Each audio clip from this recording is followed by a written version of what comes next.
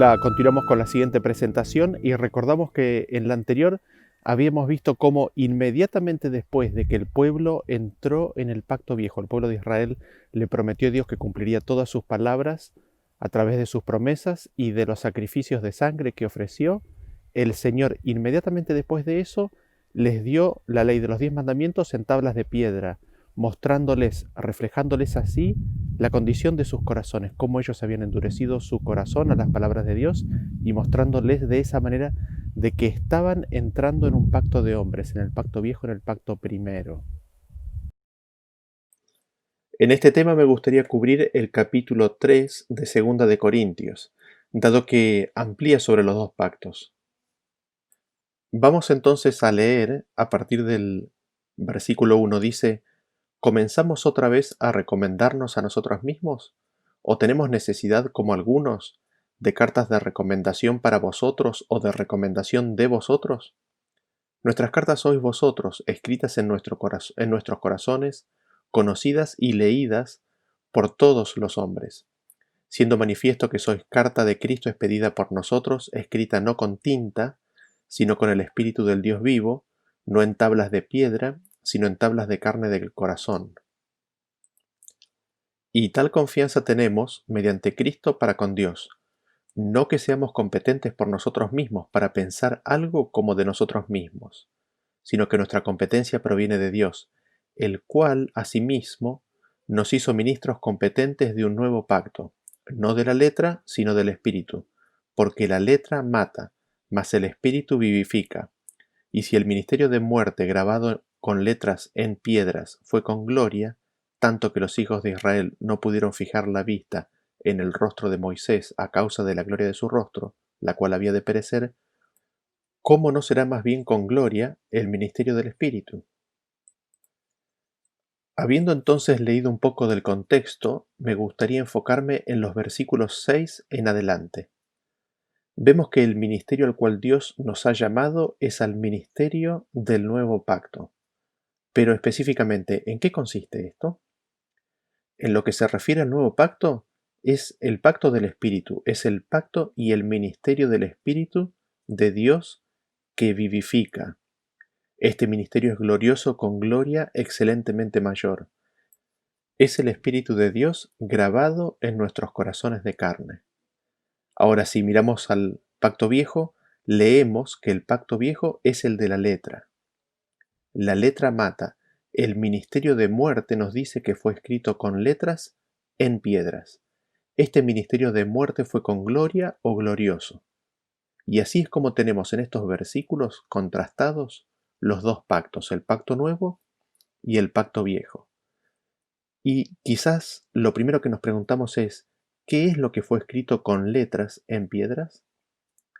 Leemos la respuesta a esa pregunta en Deuteronomio capítulo 4, versículo 13. Nos dice: y él os anunció su pacto, el cual os mandó poner por obra los 10 mandamientos y los escribió en 2 tablas de piedra.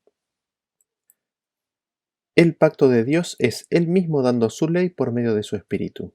Ese es el nuevo pacto. Pero en el pacto viejo, esa misma ley es recibida en forma de letras sin el Espíritu. Es recibida sobre un corazón duro que recibe la letra de la ley. Así, el primer punto que vemos es que el pacto viejo está basada en la letra del pacto nuevo, pero no en el espíritu del pacto nuevo, sin el espíritu del pacto nuevo. Lo siguiente que nos preguntamos al respecto es, ¿cómo es posible que la letra de los 10 mandamientos sea un ministerio de muerte? ¿Cómo es eso posible? Porque nosotros, respecto de la ley, leemos en Proverbios 13:14 de que es manantial de vida para apartarse de los lazos de la muerte. La ley de la sabiduría, la ley del sabio es manantial de vida. En Santiago 2:12 nos dice que así hablad y así haced como los que habéis de ser juzgados por la ley de la libertad. La ley dada por Dios es la ley de la libertad y las escrituras nos dicen más respecto de esta ley en Juan 12:50, y sé que su mandamiento es vida eterna. Jesús mismo nos dice que su mandamiento es vida eterna. Ahora, La ley de Dios, sus mandamientos, son manantial de vida, son la ley de la libertad, son vida eterna. ¿Cómo es que la ley de Dios viene a ser manantial de vida, libertad y vida eterna? ¿Cómo es eso posible mientras que al mismo tiempo afirmamos que la letra de estos mismos mandamientos es ministerio de muerte? Y allí mismo en el versículo de 2 de Corintios que leímos recién encontramos la respuesta, porque nos dice que el Espíritu es el que vivifica y da vida. Recordemos cómo es el pacto nuevo de Dios dando su ley en su intención original y primigenia. En Hebreos 10:15 nos dice, y nos atestigua lo mismo el Espíritu Santo, porque después de haber dicho, este es el pacto que haré con ellos después de aquellos días, dice el Señor, pondré mis leyes en sus corazones y en sus mentes las escribiré. El nuevo pacto es Dios dándonos de su Espíritu Santo que vivifica nuestros cuerpos mortales y graba en nuestros corazones la ley. Así, la ley implantada en nuestros corazones carnales por el Espíritu de Dios viene a ser un manantial de vida, la ley de la libertad y vida eterna. Porque la ley en el Espíritu, no en la letra, viene a ser una representación fiel del carácter de Dios, de la justicia de Dios. Ahora, los 10 mandamientos grabados sobre la piedra son tan solo una declaración en palabras humanas de la justicia de Dios. Los 10 mandamientos son una descripción de la forma de ser de Dios, del carácter de Dios, de la vida de Dios. La ley es espiritual, cuyo gran principio es el amor ágape, y así como el mandamiento no adulterarás es espiritual porque la ley es espiritual, demarcando no el acto en sí mismo solamente, sino también el pensamiento y el corazón del hombre, porque si éste codicia en su mente ya transgredió la ley. Vemos así que los mandamientos, los 10 mandamientos son espirituales y son tan solo la declaración del ser, de la vida, del carácter de Dios. Y esa justicia de Dios, así como fue revelada en Cristo Jesús, es lo que Dios nos quiere dar por medio del Espíritu Santo para que podamos tener acceso al árbol de la vida. La vestidura de bodas que el Padre provee es la justicia de Dios manifestada en Cristo para todo invitado, y es lo que habilita a participar de la fiesta de las bodas del Cordero. Por eso, el mandamiento viene a ser vida, porque el Espíritu que vivifica graba en nuestros corazones el pase o el pasaporte con la visa de entrada al reino celestial. Pero nos preguntamos nuevamente, ¿cómo es posible que esa misma ley que en el Espíritu es vida venga a ser el ministerio de muerte en la letra? ¿Cómo es eso posible? En primer lugar, esto es lo que leemos respecto de la ley en su letra, en los 10 mandamientos. En Romanos 2:20 nos dice, hablando de los judíos, ¿no? O del judío, instructor de los doctos, maestro de niños, que tienes en la ley la forma de la ciencia y de la verdad. Allí vemos que en la ley está la forma de la ciencia y la verdad, y en ese sentido es de gran ventaja para el pueblo de Dios tener esa forma de la ciencia y la verdad, porque la ley escrita en letras viene a ser un testigo de la forma de esta ciencia y verdad. Es la forma porque es Cristo mismo en quien están escondidos todos los tesoros de la sabiduría, porque Él es la sabiduría y Él es la verdad de Dios. Así, Cristo y la vida de Cristo es la ciencia y la verdad, y en la ley tenemos su forma. Así, cuando Cristo se manifiesta y le vemos, miramos a la ley y la ley da testimonio de que Cristo es el enviado de Dios, de que Él es la justicia de Dios revelada. Ahora, habiendo dicho eso, esta ley, esta declaración de la justicia de Dios, ¿cómo viene en su letra a ser el ministerio de muerte? Leamos como el mismo Pablo lo explica en Romanos capítulo 4, versículo 15. Pues la ley produce ira, pero donde no hay ley, tampoco hay transgresión. Vemos que en donde no hay ley, no hay transgresión y consecuentemente no hay ira. Sin embargo, cuando la ley ingresa, es dada o es recibida, la transgresión viene a ser manifiesta en la conciencia y allí, al ingresar la ley y manifestar el pecado, produce ira. Veamos esto en otros versículos. En Romanos 7:7 dice, ¿Qué diremos, pues? ¿La ley es pecado? En ninguna manera. Pero yo no conocí el pecado sino por la ley, porque tampoco conociera la codicia si la ley no dijera, no codiciarás. Así vemos que el conocimiento del pecado viene por la ley. Si no fuera porque la ley nos dice, no codiciarás, el pecado no sería manifiesto en mi vida, estaría aún allí presente como siempre, pero inconsciente en mi conciencia. Sin embargo, cuando viene el mandamiento que dice no codiciarás, allí viene el conocimiento del pecado. Y seguimos leyendo en el capítulo 7, versículo 9, y yo sin la ley vivía en un tiempo, pero venido el mandamiento, el pecado revivió y yo morí. Sin la ley se vive un tiempo, es decir, sin la conciencia de la ley y del pecado. Sin embargo, cuando viene o ingresa el mandamiento, el pecado viene a ser manifiesto, viene a ser sobremanera pecaminoso, y en la toma de conciencia del pecado, nos dice el apóstol Pablo, yo morí.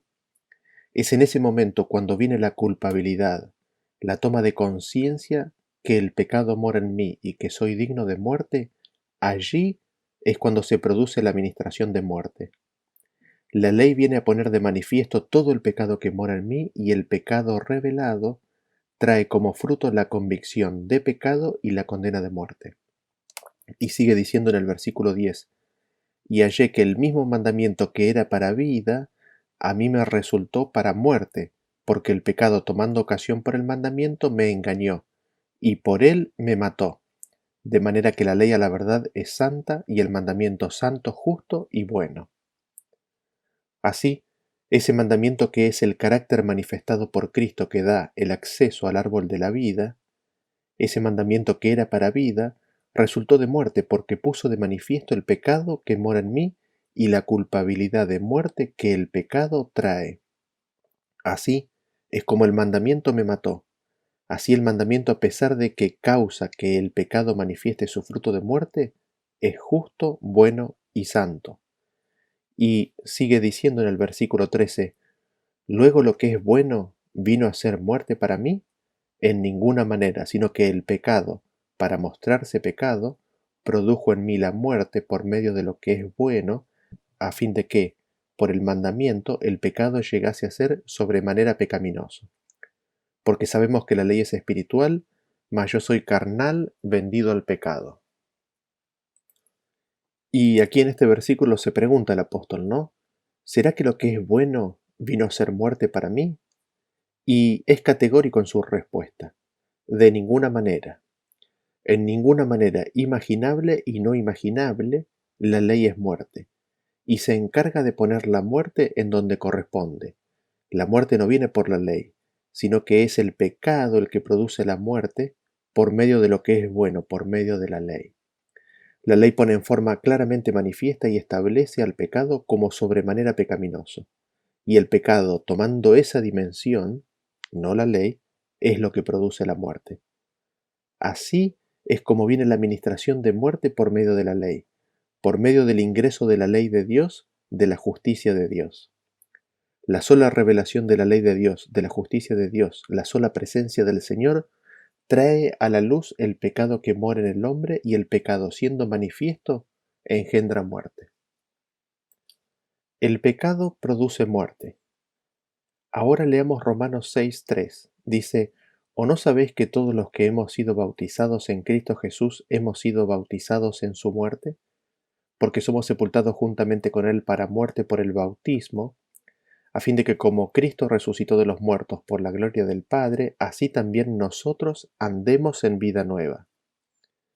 Así, Pablo entonces nos revela la mecánica de cómo murió, de cómo la ley le reveló su pecado y el pecado que moraba en él lo convence de culpabilidad y muerte. Aceptando la culpabilidad del pecado y su condena de muerte, vemos a Cristo y aceptamos la ofrenda de su vida, su muerte expiatoria, y es al aceptar el perdón, la gracia y la misericordia de Cristo, como pasamos del estado de condenación y muerte por el pecado a su reino de gracia. Y aquí notamos algo importante. Para poder recibir en primer lugar el perdón y la gracia y ser levantados por la gloria del Padre a nueva vida, primero hemos de pasar por la convicción de pecado y muerte. Eso lo produce la ley. Esa es la ministración de la ley. La ley, cuando se revela en mi conciencia, produce la convicción de pecado y muerte. Sin embargo, estando Cristo presente, su perdón, gracia y espíritu me vivifican para caminar en nueva vida. Esto lo explica Pablo en la carta a los Gálatas, en el capítulo 3, versículo 24, de la siguiente manera. Dice: de manera que la ley ha sido nuestro ayo para llevarnos a Cristo a fin de que fuésemos justificados por la fe. La ley viene así a ser nuestro tutor, nuestro instructor, nuestro ayo para llevarnos a Cristo. Y veamos otro versículo en donde se muestra exactamente esta misma dinámica. En Romanos capítulo 5, versículo 20 dice: pero la ley se introdujo para que el pecado abundase, mas cuando el pecado abundó, sobreabundó la gracia, para que así como el pecado reinó para muerte, así también la gracia reine por la justicia para vida eterna mediante Jesucristo Señor nuestro. ¿Para qué viene la ley? ¿Con qué razón la ley es dada en el monte Sinaí? Es dada para que abunde el pecado, para que la ley pueda hacer su ministración de muerte. Así, cuando Cristo proclamó la ley en el monte Sinaí, el pueblo entero tomó conciencia de su pecaminosidad. La presencia de Dios, la columna de fuego, los truenos y rayos, el resplandor de gloria cubierta por la nube de oscuridad, el temblor del monte y la tierra, las instrucciones de que nadie se acerque al monte porque mirar implicaría morir. Todo eso sucedió junto con la proclamación de la ley, y la ley hablada, manifestada, junto con todo ese contexto, les trajo convicción de pecado. Abundó el pecado, y el pecado, siendo manifiesto, trajo convicción de culpabilidad y de condena de muerte. Pero el versículo nos dice que allí mismo, en ese mismo tiempo y lugar, exactamente en el mismo lugar donde abundó el pecado y convicción de culpabilidad y muerte, sobreabundó la gracia.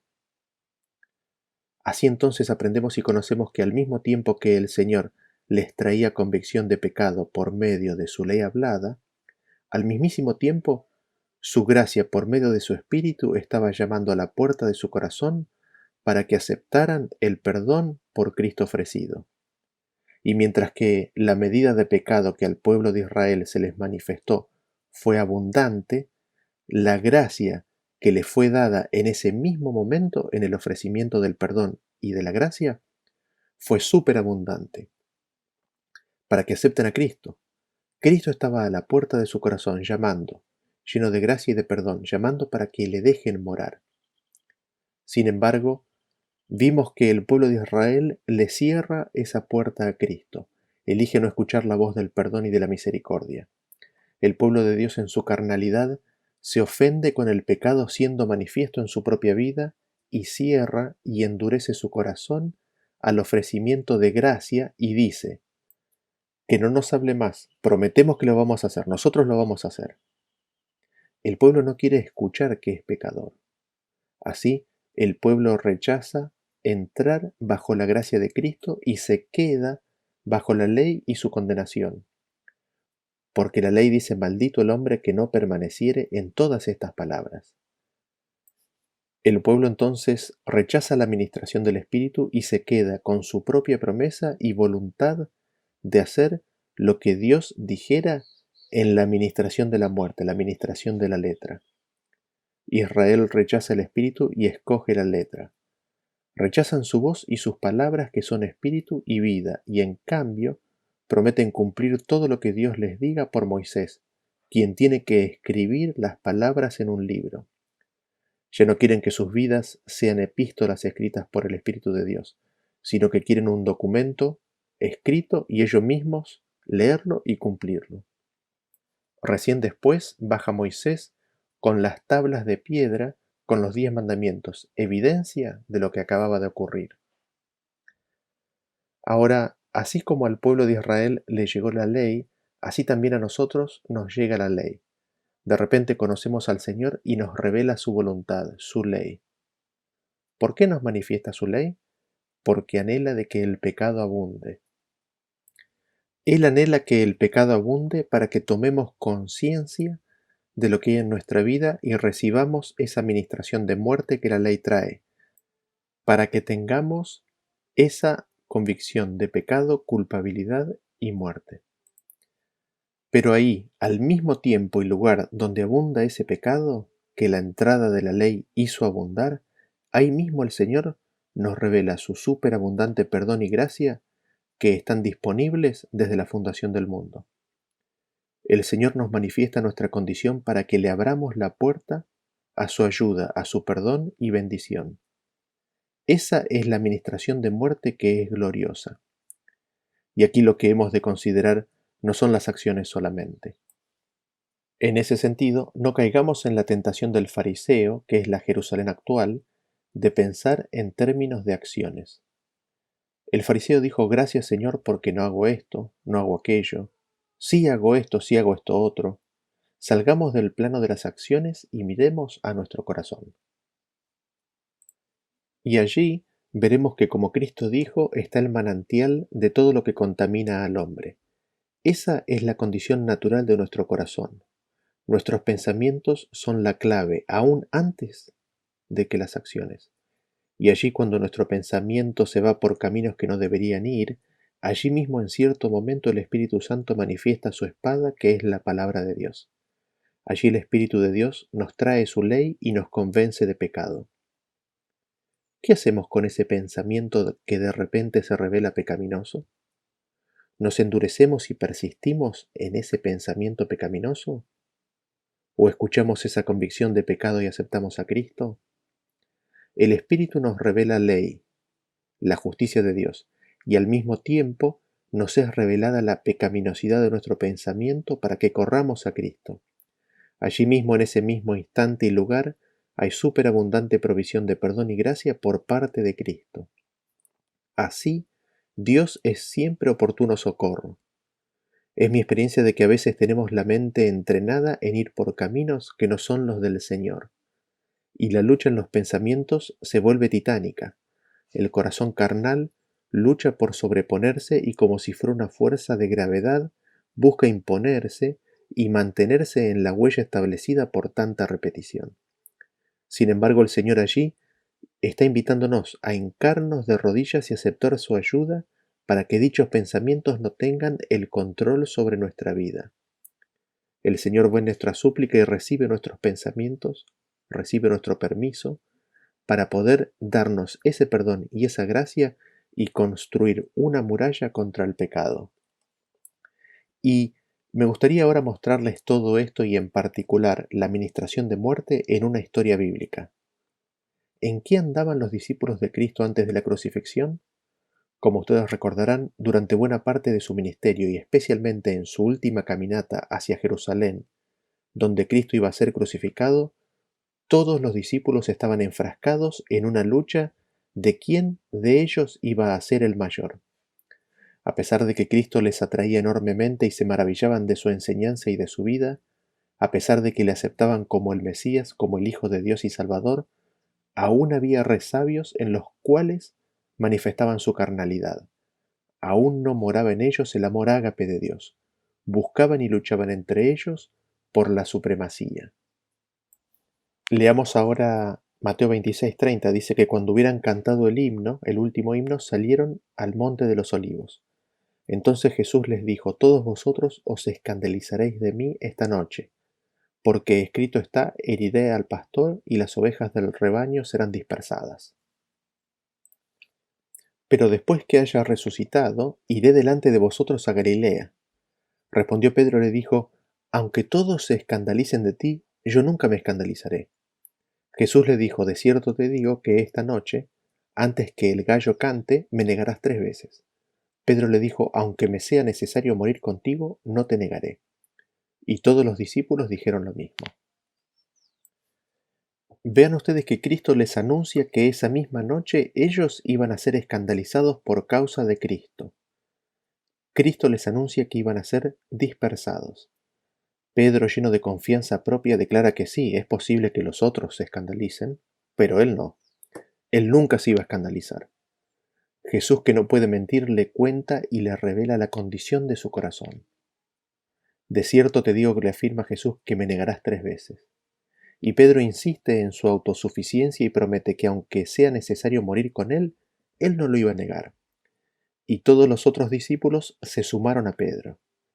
Notemos cuidadosamente la secuencia. Cristo les declara lo que iba a suceder y de cómo ellos lo iban a negar. Cristo les declara su condición. Pedro, con autosuficiencia y desconocimiento propio, niega eso y promete que él lo hará. Cristo confirma lo que había dicho, a lo cual Pedro y los discípulos, nuevamente con autosuficiencia, desconociendo que sin Cristo nada podían hacer, niegan de que vayan a hacer eso y prometen no negar. Así, Pedro y los discípulos entran con Cristo en una relación del viejo pacto, donde ellos le prometen a Cristo de que no le iban a negar. Ellos iban a cumplir esa promesa. Cristo fue llevado al juicio y Juan y Pedro lograron entrar. Y allí Pedro trataba de no mostrarse muy interesado en el juicio de su maestro. Pero su corazón estaba desgarrado por el pesar al oír las crueles burlas y los ultrajes que Cristo sufría. Con la finalidad de ocultar sus verdaderos sentimientos, trató de unirse a los perseguidores de Jesús en sus bromas inoportunas, pero su apariencia no era natural. La atención fue atraída a él por segunda vez y se le volvió a acusar de que él era un seguidor de Jesús, y declaró con juramento: no conozco al hombre. Le fue dada otra oportunidad. Transcurrió una hora y uno de los criados del sumo sacerdote le preguntó: ¿no te vi yo en el huerto con él? Verdaderamente tú eres de ellos, porque eres Galileo y tu habla o tu hablar es semejante. Al oír esto, Pedro se enfureció. Los discípulos de Jesús eran conocidos por la pureza de su lenguaje, y a fin de engañar plenamente a los que le interrogaban y justificar la actitud que había asumido, Pedro negó ahora a su maestro con maldiciones y juramentos. El gallo volvió a cantar. Pedro lo oyó entonces y recordó las palabras de Jesús: antes que el gallo haya cantado 2 veces, me negarás 3 veces. Mientras los juramentos envilecedores estaban todavía en los labios de Pedro y el agudo canto del gallo repercutía en sus oídos, el Salvador lo mira de lleno su pobre discípulo. Al mismo tiempo los ojos de Pedro fueron atraídos hacia su maestro, y en aquel amable semblante leyó profunda compasión y pesar, pero no había enojo. Al ver ese rostro pálido y doliente, esos labios temblorosos, esa mirada de compasión y perdón, su corazón, el corazón de Pedro, fue atravesado como por una flecha. Su conciencia se despertó. Los recuerdos acudieron a su memoria y Pedro recordó la promesa que había hecho unas pocas horas antes de que iría con su Señor a la cárcel y a la muerte. Recordó su pesar cuando el Salvador le dijo que negaría a su Señor 3 veces esa misma noche. Pedro acababa de declarar que no conocía a Jesús, pero ahora comprendía, con amargo pesar, cuán bien Jesús lo conocía a él y cuán exactamente había discernido su corazón, cuya falsedad él mismo desconocía. Una oleada de recuerdos lo abrumó. La tierna misericordia del Salvador, su bondad, su longanimidad, su amabilidad, su paciencia para con los discípulos tan llenos de errores. Se acordó de todo. También recordó la advertencia: Simón, Satanás ha pedido para zarandearos como a trigo, pero yo he rogado por ti para que tu fe no falte. Reflexionó con horror en su propia ingratitud, su falsedad, su perjurio. Una vez más miró a su maestro y vio cómo le herían. No pudiendo soportar ya más la escena, salió corriendo de la sala con el corazón quebrantado. Siguió corriendo en la soledad y las tinieblas, sin saber ni siquiera dónde iba. Se encontró en el Getsemaní. Recordó vívidamente la escena de unas horas antes. El rostro dolorido de su Señor, manchado con las gotas del sudor de su sangre, convulsionado por la angustia, todo eso vino a su memoria. Recordó con amargo remordimiento que Jesús había llorado y agonizado en oración solo, mientras que aquellos que deberían haber estado unidos con él en esa hora penosa estaban durmiendo. Y recordó el pedido de Jesús: velad y orad para que no entréis en tentación. Volvió a presenciar la escena de la sala del tribunal. Lo torturaba el saber que había añadido él la carga más pesada a la humillación y el dolor del Salvador. En el mismo lugar donde Jesús había derramado su alma agonizante ante su Padre, cayó Pedro sobre su rostro y deseó morir. Y notemos lo que sucedió en la experiencia de Pedro en relación con lo que venimos desarrollando. Viene la hora de la prueba, de la tentación, y Pedro manifiesta aquello que estaba en su corazón que él mismo desconocía. Rompe su promesa. Sin embargo, cuando canta el gallo 2 veces, recuerda las palabras de Jesús. Y allí entró la ley en la conciencia de Pedro. Y no solamente eso, sino que Pedro entra en la presencia de Cristo. Pedro mira al Salvador y el Salvador mira a Pedro, y allí las palabras y la mirada de Cristo vienen a ser como fuego en la conciencia de Pedro. Qué terrible momento para Pedro. Allí el peso del pecado cae con fuerza sobre él. Sale corriendo del lugar y llorando amargamente anhela morir. Es aquí donde Pedro tiene su ministración de muerte, y qué terrible experiencia. Sin embargo, en ese mismo momento el Espíritu de Dios tenía provisto perdón y gracia, porque eso es lo que el versículo nos declara.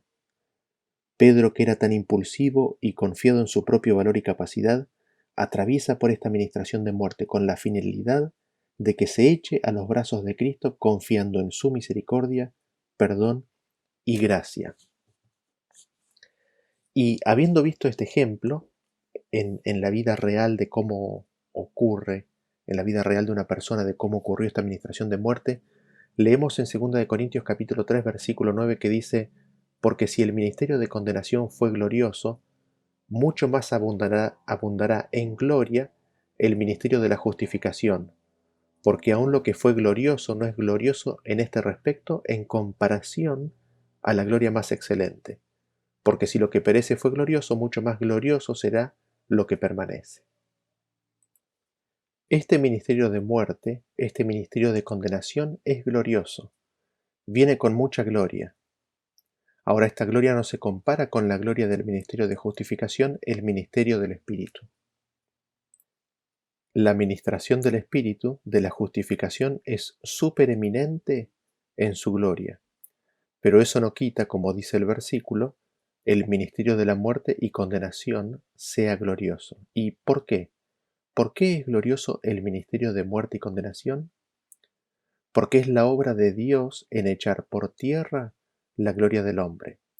Es gloriosa la obra de arrojar al polvo la gloria del hombre y de hacer por el hombre aquello que él no tiene poder de hacer por sí mismo. Tan solo cuando el hombre es capaz de ver su propia nada, de que es totalmente y absolutamente incapaz de hacer algo bueno por sí mismo, allí, tan solo allí, está listo para ser vestido con la justicia de Dios que Cristo preparó. Así, la ley y su ministerio de muerte y condenación consiste en revelar y convencer al hombre de su verdadera naturaleza y condición, de que en sí mismo es absolutamente y completamente inútil y capaz de nada bueno. Y sigamos leyendo en 2 Corintios capítulo 3 versículo 12 dice: así que, teniendo tal esperanza, hablamos con mucha confianza y no como Moisés, que ponía un velo sobre su rostro para que los hijos de Israel no pusiesen los ojos en el fin de aquello que había de ser abolido. El apóstol Pablo sigue diciendo en su carta a los Corintios que dado que el ministerio recibido es del Espíritu y no de la letra, habla con mucha confianza, y no porque la competencia sea propia, sino porque proviene de Dios. Y dado que es ministro del Espíritu, no del viejo pacto o de la letra, habla con mucha confianza y no como Moisés, que tenía que poner un velo, es decir, Pablo habla directamente, sin velo por delante. ¿Y por qué tenía Moisés que poner un velo? Vean cómo está relatado este evento en Éxodo capítulo 34 a partir del versículo 29. Dice: y aconteció que descendiendo Moisés del monte Sinaí con las 2 tablas del testimonio en su mano, Al descender del monte, no sabía Moisés que la piel de su rostro resplandecía después de que hubo hablado con Dios. Y Aarón y todos los hijos de Israel miraron a Moisés, y aquí la piel de su rostro era resplandeciente, y tuvieron miedo de acercarse a él. Entonces Moisés los llamó, y Aarón y todos los príncipes de la congregación volvieron a él, y Moisés les habló. Después se acercaron todos los hijos de Israel, a los cuales mandó todo lo que Jehová les había dicho en el monte Sinaí. Y cuando acabó Moisés de hablar con ellos, puso un velo sobre su rostro. Cuando venía Moisés delante de Jehová para hablar con él, se quitaba el velo hasta que salía, y saliendo, decía a los hijos de Israel lo que le era mandado. Y al mirar los hijos de Israel el rostro de Moisés, veían que la piel de su rostro era resplandeciente, y volvía Moisés a poner el velo sobre su rostro, hasta que entraba a hablar con Dios. Moisés, luego de hablar con Dios y de que le haya sido revelada la gloria de Dios, resplandecía en su rostro.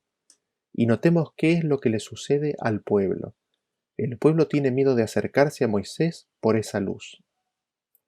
Moisés hablaba con Dios a cara descubierta y su rostro resplandecía.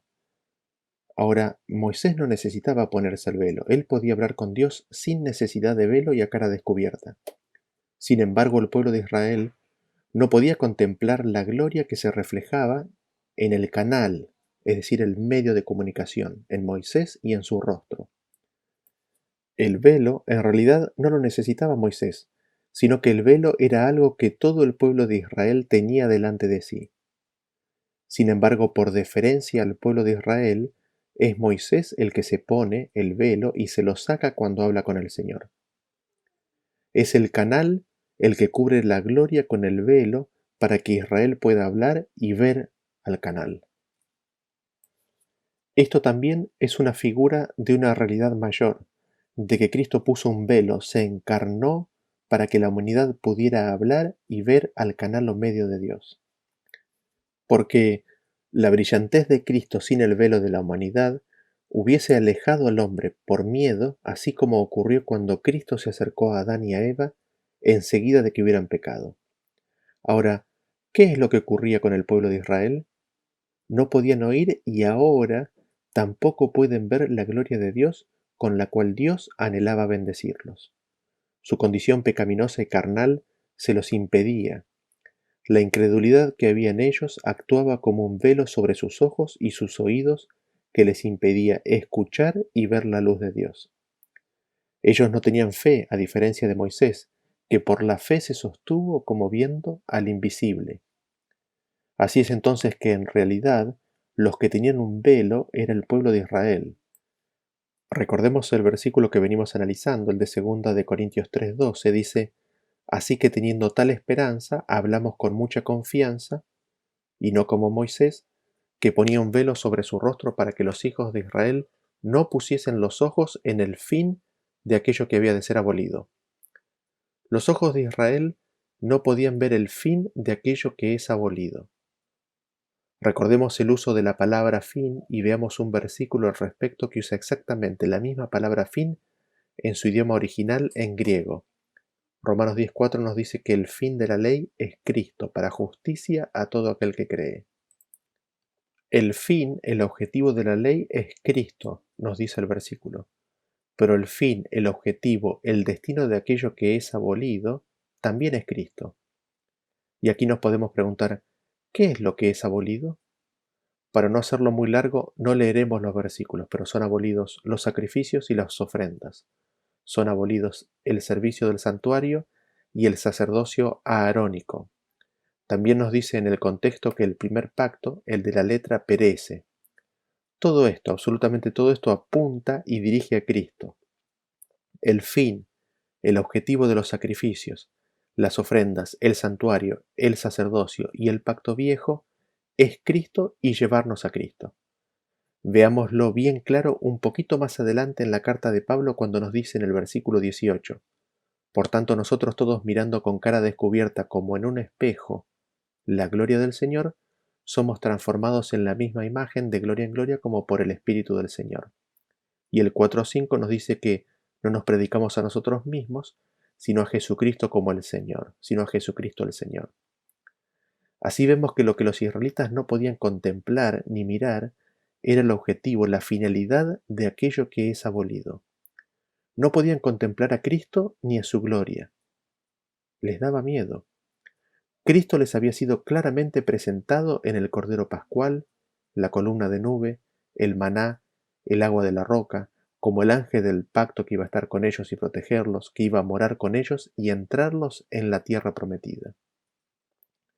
Y seguimos leyendo en 2 de Corintios 3:14 que dice, hablando de Israel, pero sus mentes fueron cegadas porque hasta el día de hoy cuando leen el Antiguo Testamento permanece sin ser quitado el mismo velo el cual Cristo abolió. Así, vemos que el pueblo de Israel tenía la mente cegada. No podía ver a Cristo en todos los acontecimientos y eventos que le estaban ocurriendo. No podían ver a Cristo y su gloria, anhelando poder cumplir las promesas de Dios en ellos. En su incredulidad no podían ver a Cristo. Endurecían su corazón y se proponían más firmemente no escuchar la voz de Dios y cumplir todas sus palabras. Y Pablo nos dice que esto ocurre hasta el día de hoy. Hasta el día de hoy nos pasa que nos cuesta ver a Cristo. Hasta el día de hoy nos cuesta creer que somos tan incapaces, de que Dios nos promete tanto y de que Cristo hará todas las cosas por nosotros en nosotros. Hasta el día de hoy nos cuesta ver a Cristo en cada historia del Antiguo Testamento. Y esto nos ocurre por incredulidad. Nos ocurre porque tenemos la tendencia a creer que nosotros somos los que tenemos que cumplir las promesas de Dios. Todo esto nos impide ver la gloria del Señor. Ahora, Israel no podía ver el fin de aquello que es abolido, no podía ver la finalidad, no podía ver a Cristo y su gloria. Esto era porque no creían, porque la incredulidad reinaba entre ellos. El velo estaba sobre su corazón. Y así vemos que la incredulidad es el velo sobre el corazón que impide ver a Cristo y su gloria. Esta realidad invisible se manifestaba visiblemente en su incapacidad de contemplar la luz que brillaba del rostro de Moisés, quien sí escuchó y vio la gloria del Señor, comprendió y vio a Cristo y su obra, y su rostro se iluminó de gozo y paz. Así, este velo que se interponía entre la luz que los quería alumbrar, es decir, Cristo y ellos, iba tan solo a dejar al pueblo de Israel con sombras. Digámoslo de otra manera, cuando la luz de la gloria de Cristo resplandeció sobre ellos, ellos taparon esa luz con el velo de su incredulidad. Al hacer esto, se quedaron tan solo con las sombras, recibieron no la sustancia, la realidad, sino las sombras o figuras de las realidades que se les prometían. Esto lo vemos claramente en distintas instancias que hemos mencionado a lo largo de este estudio sobre el pueblo de Israel.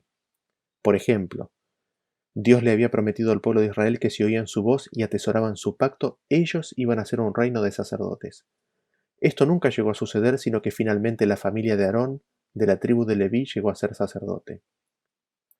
Sin embargo, cuando aceptamos a Cristo, así como Él se nos revela y vemos su gloria, somos hechos real sacerdocio para ofrecer sacrificios espirituales a Dios por medio de Jesucristo. Y atención que aquí se abre el tema de los sacrificios de animales como siendo parte del primer pacto y revelando cuál es el aceptable sacrificio para Dios y su intención original para con el pueblo de Israel. Una segunda instancia en la cual vemos que el pueblo de Israel recibe la sombra en lugar de la realidad, está en el hecho de que Dios les había prometido que los iba a llevar a su morada, al santuario construido por la mano del Señor. En lugar de eso tuvieron un santuario hecho con mano de hombre, pálido sombra, pálido reflejo de la realidad celestial. Un tercer ejemplo de esto, o una tercera instancia, es que Dios, de acuerdo al pacto hecho con Abraham, prometió que la ley les sería puesta en sus mentes y grabadas en sus corazones. En lugar de eso, recibieron la ley sobre tablas de piedra. En lugar de recibir la ley del Espíritu de vida en Cristo Jesús, aquella piedra viva que es la cabeza del ángulo, recibieron la letra del pacto sobre piedra, muerta y fría. Y en lugar de recibir la ministración de la justicia de Dios, la ministración del Espíritu de Cristo, tan solo recibieron la ministración de la letra, la ministración de muerte. Y esto es así porque aquello que es sabor de vida para los que creen, es sabor de muerte para los que no creen. Y en todo esto se ve la gracia, la misericordia, la paciencia y el tierno cuidado de Dios para con su pueblo. Dios le da a su pueblo las buenas nuevas de sus promesas, a Cristo como su mensajero del pacto. Sin embargo, el pueblo interpone un velo de incredulidad ante la radiante luz de la gloria de Dios en la faz de Jesucristo. Estando el velo, Dios se comunica con ellos a través de los símbolos y figuras que surgen de la sombra que dicho velo interpone. A pesar de eso, las sombras en sí mismo declaraban para todo el que quisiera escuchar y ver las realidades eternas de la gloria de Dios en su Hijo.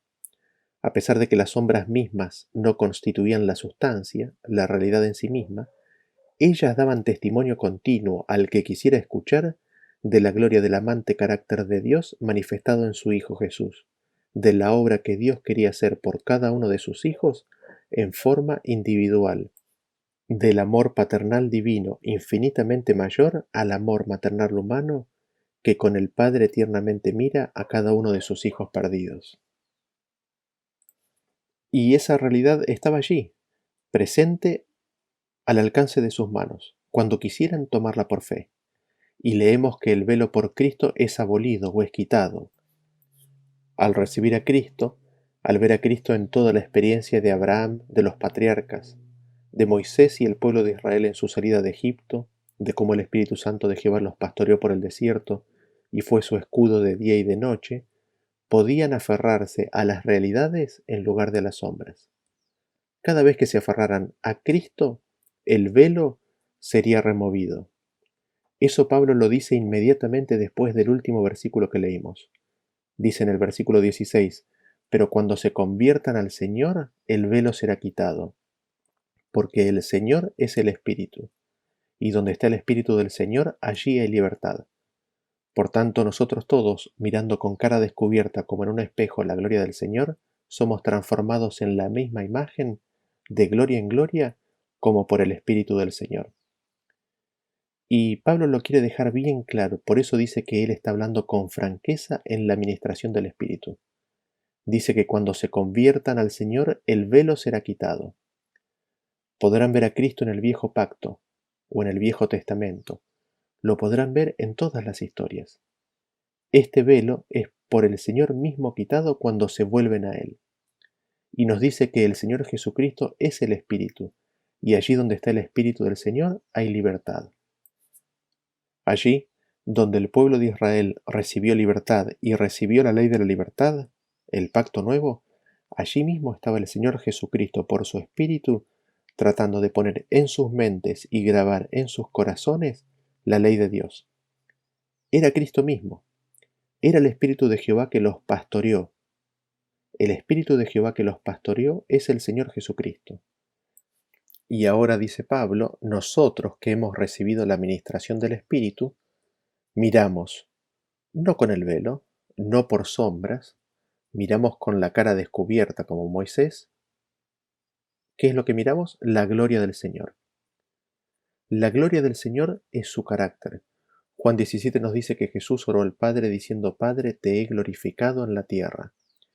Luego él amplía en qué consiste esa glorificación. Cristo había dado a conocer el nombre del Padre.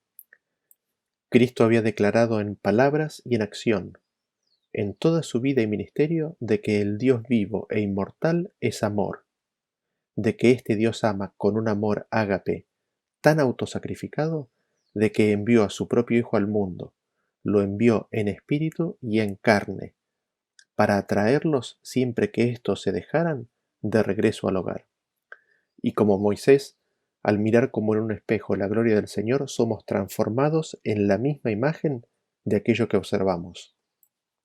Es de gloria en gloria, a medida que captamos las profundidades inagotables del amor de Dios, a medida que descubrimos cada faceta más abarcante y profunda de su consideración por sus hijos errantes, de que somos transformados de gloria en gloria por el Espíritu del Señor. Y sigue diciendo Pablo en 2 Corintios 4:1, por tanto, Teniendo nosotros este ministerio según la misericordia que hemos recibido, no desmayamos, antes bien hemos renunciado a lo oculto y deshonesto, no andando con astucia, ni usando la palabra de Dios con engaño, sino que por la manifestación de la verdad nos recomendamos a la conciencia de todo hombre delante de Dios. Teniendo este ministerio del pacto nuevo, donde anunciamos las glorias del Señor, el misterio de Dios que es Cristo en vosotros, renunciamos a lo oculto y deshonesto, no andando con astucia ni usando la palabra de Dios con engaño. Evidentemente, cuando el hombre está en el ministerio de la letra, en el pacto viejo, cae en este terrible error de usar astucia y de usar la palabra de Dios con engaño. Cuando se está en el viejo pacto no se ve a Cristo ni la gloria del Señor en el Antiguo Testamento. No se lo ve a Cristo ni a la gloria del Señor en su actuar. Tampoco se lo puede ver al Señor y su gloria en la obra gloriosa del viejo pacto, porque es totalmente inconsciente a la condición propia.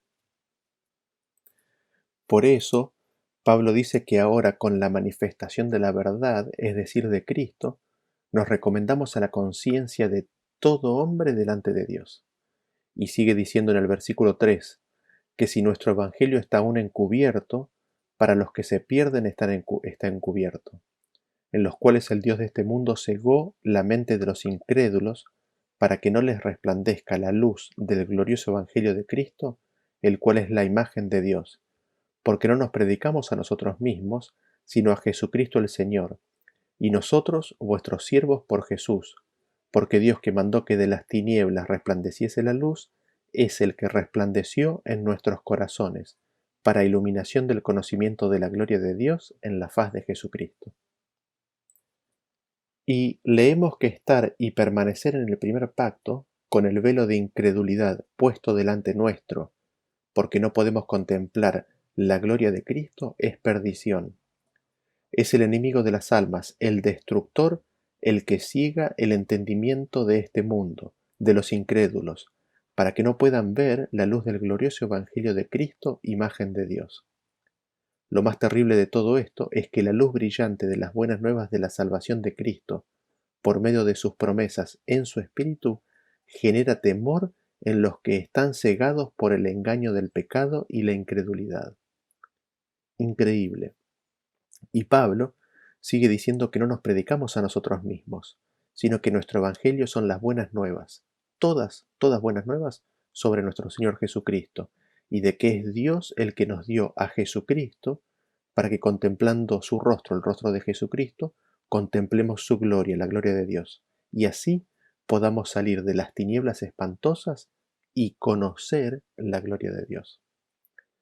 Y así vamos terminando este tema, pero antes de terminar me gustaría redondear una idea o concepto introducido en este tema. Y esto tiene que ver con el establecimiento de las sombras, el establecimiento de las figuras, el ministerio de la letra como un medio cuya finalidad es llevarnos a Cristo. Para eso recordaremos, pero muy brevemente, un par de conceptos que hemos desarrollado en presentaciones anteriores y de las cuales ustedes podrán ver los links de los videos en la descripción de este video. En primer lugar, el modelo divino y de cómo en este modelo divino están escondidos los tesoros de la sabiduría.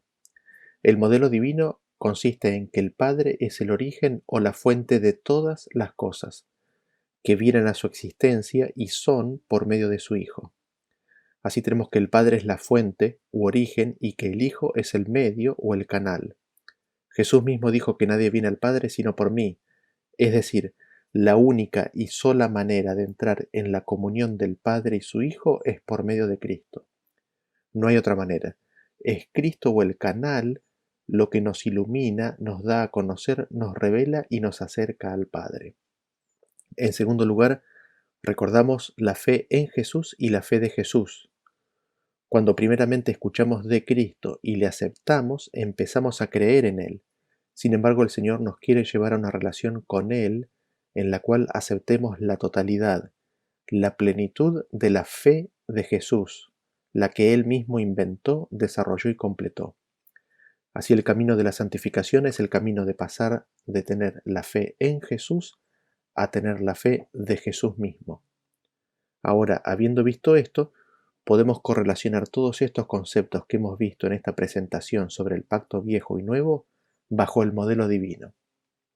Es decir, así como Jesús es el camino al Padre, el viejo pacto es el camino al nuevo pacto.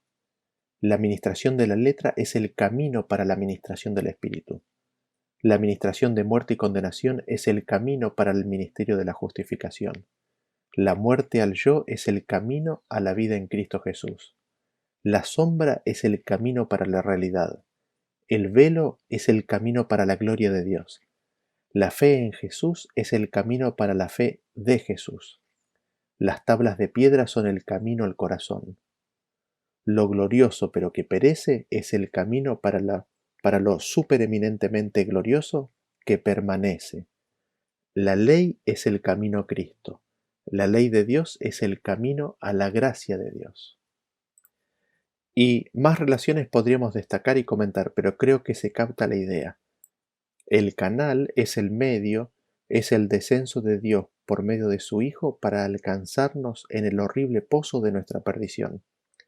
Y dentro de eso, me gustaría resaltar en forma particular la relación que existe entre el viejo pacto y el nuevo pacto.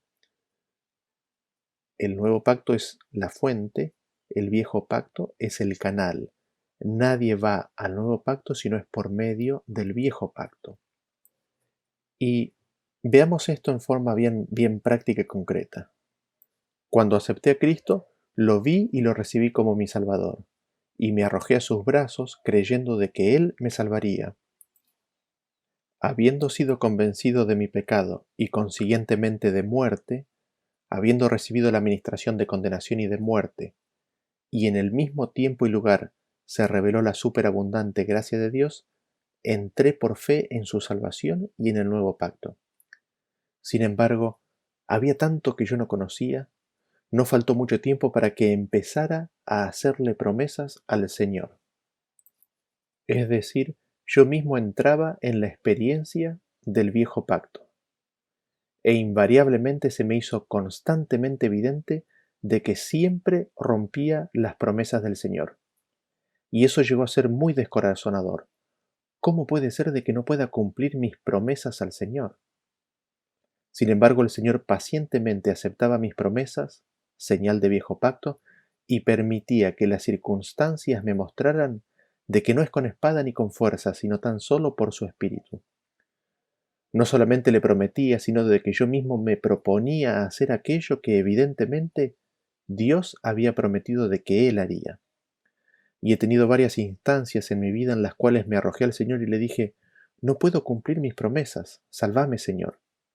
Cada una de esas instancias era una administración de muerte, un convencimiento de mi pecado para que yo acepte las promesas del Señor y le deje de prometer lo que es su promesa para mí. Cada una de esas instancias era una revelación de mi debilidad, de mi incapacidad. En cada una de ellas mi orgullo y suficiencia quedaba por el piso. Y así he pasado años de mi vida en donde estuve entre el viejo pacto y el nuevo pacto. Cada cosa que el Señor me mostraba por su ley traía su convencimiento de pecado y condenación. Allí la ley obraba su ministerio de muerte y allí se me revelaba mi incapacidad. Y siempre tenía la posibilidad de endurecer mi corazón, apretar las mandíbulas e insistir en hacerlo con mis fuerzas. O acudir a los brazos amantes de Cristo y dejar que Él obre el querer como el hacer por su buena voluntad. Y así, un día descubrí de que no hay que prometerle al Señor. Y allí nuevamente entró la ley en mi vida. Vino el convencimiento de pecado. Y nuevamente dos opciones. Ante el convencimiento de pecado y la condenación de muerte. Ante mi suficiencia hecha polvo. Tenía dos opciones. Escuchar la voz de Cristo que dice, el que me viene no le echo fuera. Dice, para siempre es la misericordia de Dios. Él dice, ni yo te condeno, no peques más. Tomar ese camino o tomar el camino de endurecer mi corazón. Dos caminos, el camino de vida y gloria de nuestro Señor Jesucristo o el camino del desierto de Israel que lleva a la muerte y oscuridad. y veo que la vida de santificación consiste en ese ir y venir entre el pacto viejo y el pacto nuevo, que así es como somos por nuestra condición pecaminosa. En la ley, por su Espíritu, Cristo nos convence de pecado y allí, donde abunda el pecado, sobreabunda la gracia perdonadora de Cristo. Así vamos corriendo a Cristo. Cristo nos muestra, nos enseña, nos revela su ley. Contemplando su ley vemos que somos insuficientes. Somos convencidos de pecado, se manifiesta la gracia de Dios y acudimos a Cristo. Cristo nos recibe y nos enseña más de su ley, y recibimos nuevamente la ministración de muerte. Sin embargo, creemos en el Señor y corremos a Él por perdón y ayuda. El Señor nos recibe y nos muestra su ley. Y así es el circuito de la santificación. El Señor nos revela por medio de la ley y su Espíritu nuestra condición para que podamos ser cambiados a su imagen. Él nos muestra cómo somos para poder salvarnos de nosotros mismos. Y notemos varias cosas en este proceso. Para que sobreabunde la gracia tiene que abundar el pecado. Pero con Pablo decimos en Romanos 3:8, ¿no? ¿Y por qué no decir, como se nos calumnia y como algunos cuya condenación es justa, afirman que nosotros decimos hagamos males para que vengan bienes? Y no decimos eso porque sabemos que en Dios no hay oscuridad alguna, que es todo y únicamente luz de su irradiante gloria, de que en Él no hay sombra ni maldad. Por eso, lo que necesitamos para recibir gloria superabundante es una revelación más amplia de su ley de amor ágape. Y es en esa revelación de nuestro pecado por su ley cuando podemos ir corriendo a los brazos de Cristo para que nos abunde de su gracia. Ese es el proceso de Dios para darnos su gracia. Y digámoslo otra vez, la forma en que Dios nos da su superabundante gracia es por medio de la revelación de nuestra pecaminosidad por su ley y espíritu. La forma en la cual Dios nos da su superabundante gracia es por medio de la revelación de Cristo y de su gloria. Y Dios conoce todo esto, y nos entiende y nos quiere ayudar en este proceso. El problema está en que nosotros no entendemos y tendemos a cortar el proceso por medio del cual Él nos quiere bendecir con gracia superabundante. Nosotros cortamos este proceso de bendición cuando no soportamos la revelación de nuestra propia condición pecaminosa. Cortamos este proceso cuando el pecado nos ha engañado y no podemos ni oír la voz del Señor ni ver su gloria. Este proceso lo cortamos cuando endurecemos nuestros corazones a la revelación de la palabra de Dios. Y te hago una pregunta que me hago yo mismo. ¿Cuántas veces hemos endurecido nuestro corazón cuando alguien nos acerca una idea de la Biblia que a primera instancia va en contra de nuestros propios conceptos? ¿Quién no lo ha hecho? ¿Acaso no lo hemos hecho muchas veces? ¿Quién puede decir el que esté libre que arroje la primera piedra? ¿Acaso no somos todos culpables de endurecer nuestro corazón? Ese es nuestro peligro más grande y mayor, cerrar nuestro corazón a la revelación de la ley de Dios, de la palabra de Dios, de la gloria misma de Dios en Cristo Jesús. Por eso Pablo en otro lugar nos apela a que no endurezcamos nuestro corazón, a que escuchemos su voz, a de que hoy es el día aceptable, porque la palabra de Dios es como una espada cortante de dos filos.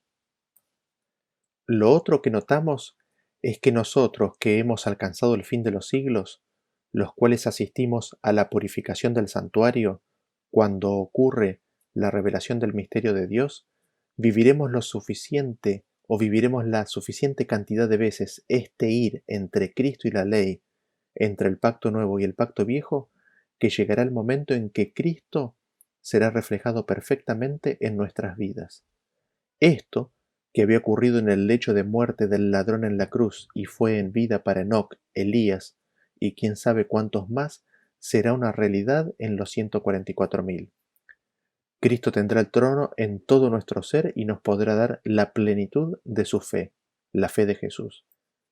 Y cuando esto ocurra, luego de una administración de muerte que seguramente será severa, similar a la que los discípulos pasaron en la crucifixión de Jesús, nos podrá sellar en el pacto de Dios con el derramamiento de la lluvia tardía en el carácter del Padre y el Hijo en nuestras frentes, y que el Padre confirmará cuando pronuncie las palabras del pacto nuevo luego de la quinta plaga. Que Dios nos ayude a siempre escucharle y recibir su voz, su palabra, su ley y su espíritu. Así, hoy es el llamado a escuchar su voz, hoy es el llamado a recibir su palabra, hoy es el llamado a contemplar su gloria con el rostro descubierto sin el velo. Hoy Cristo, por medio de su Espíritu, quiere morar en su pueblo para terminar en nosotros la obra que comenzó.